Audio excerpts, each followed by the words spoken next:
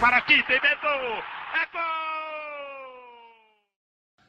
Fala pessoal, beleza? Neste vídeo a gente vai analisar para você, como sempre a gente faz aqui no canal, usando convidados, com a valorosa participação do meu querido amigo Vitor, o Falso 9, explicando para você o que funcionou nesse jogo entre Flamengo e Volta Redonda, já fazendo uma projeção pelo que vem pela frente nos jogos da Recopa entre Flamengo e Del Valle e também na sequência de clássicos, tá?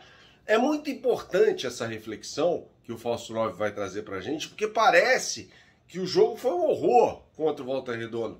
E não foi bem assim, tá? Tem coisas ali, aspectos que são facilmente observados, né? E aí eu até fiz uma troca ali de informações, né? A gente tem que conversar com quem entende pra caramba de tática e tal, aquela coisa toda, sobre questões de marcação-pressão na saída de bola do adversário, contra o adversário que tem mais qualidade do que vários daqueles outros que o Flamengo enfrentou no Campeonato Carioca. Então o Falso 9 vai participar com a gente. Inscreva-se no canal do Falso 9, o arroba dele tá aqui embaixo na descrição deste vídeo, tá? E este vídeo tem o patrocínio do OneFootball, a UEFA Champions League tá de volta. Tudo que você precisa saber sobre a competição interclubes mais importante do mundo. Vai ter Real Madrid contra o Liverpool na próxima terça-feira e você vai acompanhar tudo no OneFootball, que é o melhor aplicativo de futebol do mundo, que você baixa tudo que está rolando nas oitavas de final da UEFA Champions League. Vai lá, Falso 9, fale pra gente como é que funciona essa questão aí da marcação-pressão na saída de bola do adversário.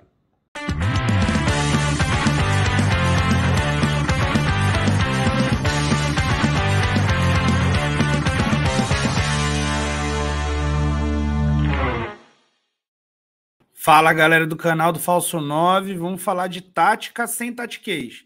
E nem tudo foi tão ruim assim no primeiro tempo do Flamengo contra o Volta Redonda, que experimentou, quando o Vitor Pereira experimentou um time sem o quarteto, né? O quarteto, assim, eu passei 3 anos da minha vida defendendo o futebol do Everton Ribeiro e contra todo o Twitter que queria que ele saísse do time. E agora que acontece dele sair, o treinador tem que sair porque um jogador de 33 anos foi preservado de um dos jogos por uma ideia tática de melhor recomposição. Enfim, afinal de contas, apesar de ter terminado o primeiro tempo em inferioridade no marcador, de não ter sofrido gols depois que o Everton Ribeiro entrou, alguma coisa melhorou nesse time? Alguma coisa nessa recomposição fez sentido? O teste ele é inadequado, ele já foi descartado, ou seja, o teste deu errado e não precisa ser repetido. Gente, foi um time armado ali para ensaiar para a Recopa e o teste, na minha opinião, não deu errado assim, não. Eu vou mostrar para vocês o que deu certo desse teste aqui nesse vídeo. Vou pedir que você deixe o like aí, se inscreva no canal. Não se esqueçam que os membros do canal do Falso 9, eles têm acesso aí a minhas transmissões dos jogos. Então, durante os jogos eu faço comentários táticos em áudio no Telegram para os membros do canal. O membro do canal paga R$ 5,00 por mês e pode ser membro do canal aí e participar de chat comigo, sugerir pauta e também fazer aí, participar do grupo de Telegram onde eu faço os comentários táticos durante os jogos, durante todas as partidas do Flamengo no ano. E vamos logo para o vídeo aqui.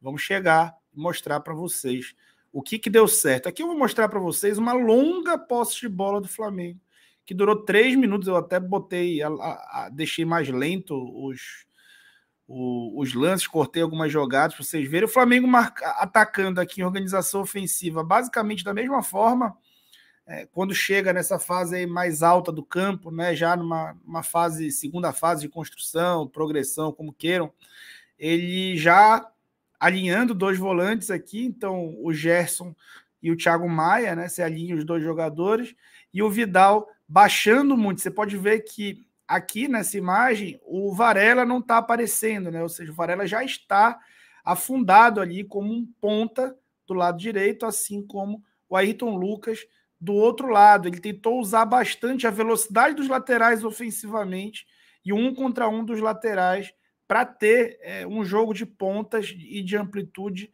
sem mutilar a característica dos jogadores do Flamengo, que todos são bons de jogar por dentro do campo. E aí, gente, a gente vai começar a entender o que foi pensado, né? O que foi pensado pelo Vitor Pereira para que funcionasse. Então a bola vai chegar no Gerson e ele vai tentar uma jogada individual e o Flamengo vai perder a bola. Quando o Flamengo perder a bola, vai ficar claro toda a intenção, né?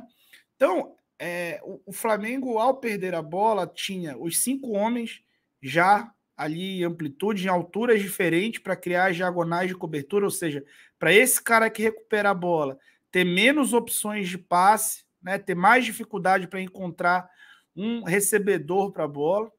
E, além disso, o jogador atrás cria essas diagonais para poder tanto fechar a linha de...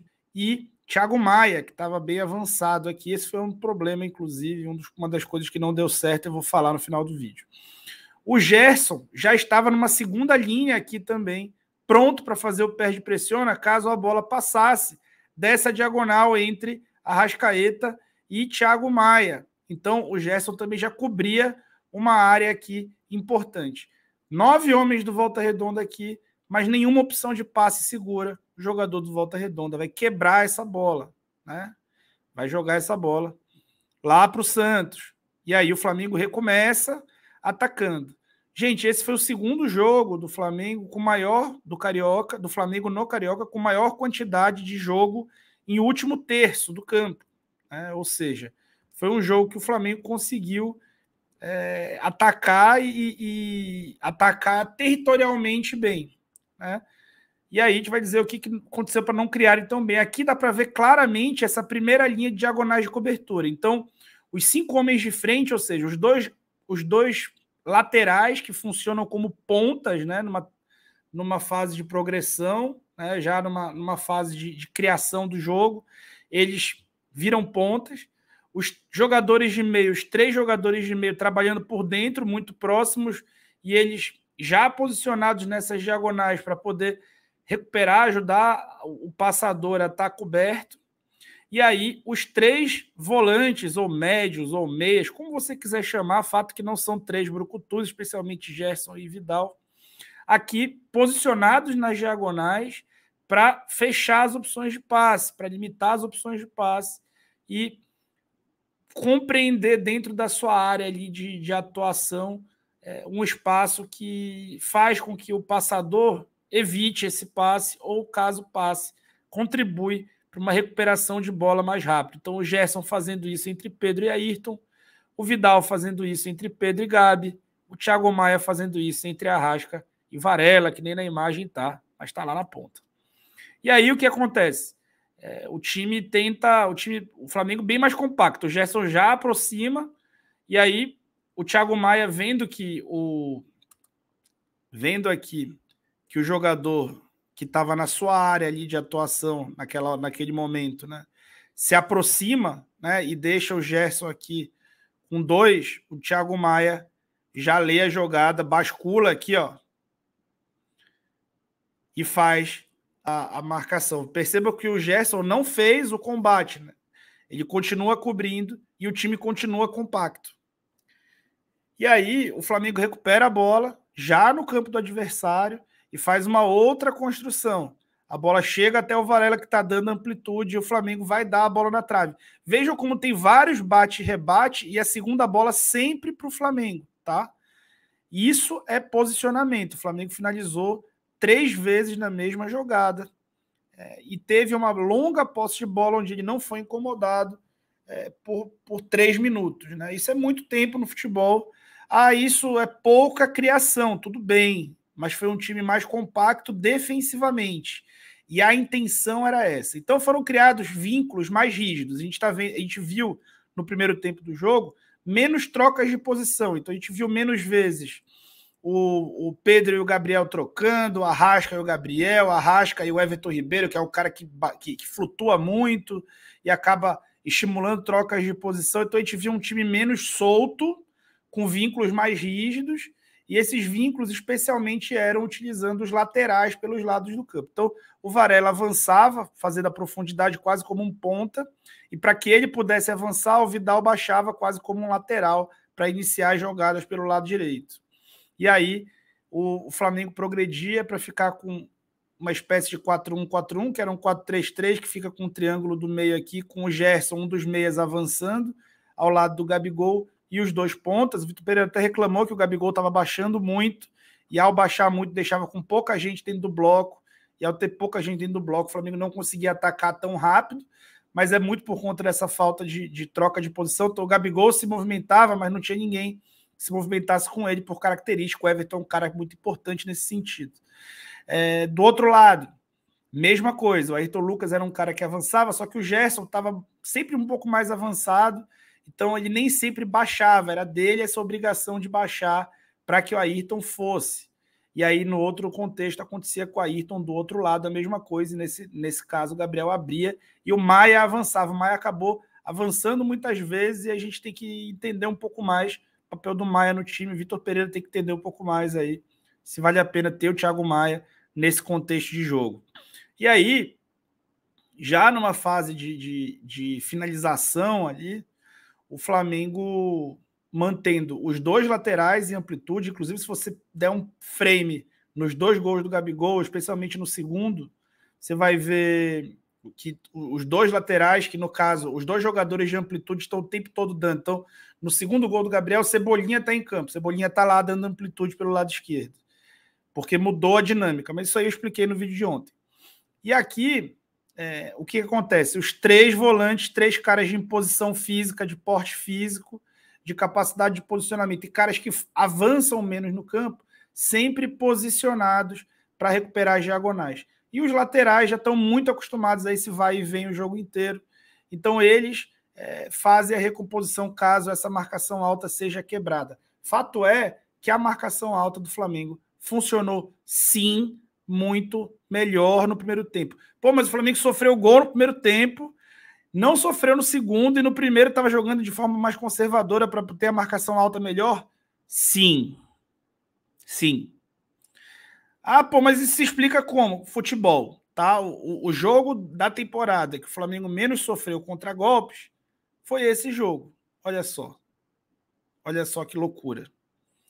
E aconteceu de sofrer o gol no último lance do jogo, do primeiro tempo. O Fabrício Bruno erra a abordagem, o Arrascaeta tenta uma jogada improvável na hora que o time está saindo, o Davi recompõe lentamente e acontece o gol, tá? Mas é um time que sofreu muito menos contra-ataque, e esse foi o segundo jogo que o Flamengo mais teve entrada em último terço do Campeonato Carioca, de todos os jogos que o Flamengo jogou no Campeonato Carioca. Ou seja, uma evolução também nesse sentido. Agora, um problema. O time mais estático exige que os passadores sejam melhores, ou que estejam melhor tecnicamente. O Thiago Maia, na última temporada, o Paulo Souza padeceu muito na época com isso, né? Tem seus erros e acertos, principalmente erros, mas um dos problemas que ele tinha e reclamava, e tinha razão ao reclamar, é que ele não tinha volantes que pudessem implantar o estilo de jogo dele. Paulo Souza, na época, não tinha. Ele tinha Andreas, que errava muito passe, Thiago Maia e João Gomes. Teve que usar o Arão na zaga, né? Então, isso fez com que o trabalho dele não conseguisse progredir tão bem, né? Não, nada bem, na verdade. No caso do Vitor Pereira, ele tem Gerson e Vidal, né? E tem Pulgar ainda. Pulgar tem a qualidade de fazer esse passe vertical também, né? Nesse contexto de jogo, com a marcação alta funcionando melhor, com isso sendo priorizado a recuperação da bola, o perde-pressiona acontecendo, o time vai correr muito menos para trás. Então, eu não sei até que ponto faz sentido manter o Thiago Maia, tá? E a entrada do Pulgar, vocês podem perceber, quando ele entra, ele joga bem, só que o time já tinha sido também meio desfeito na função do Gerson. O Cebolinha fez, só que com uma releitura, porque o Varela jogou fazendo ali numa fase de progressão aquele homem, né, pelo lado esquerdo, mas fazendo aquela função do Gerson numa segunda fase, e o Varela e o Cebolinha fazendo a função do Ayrton Lucas na profundidade.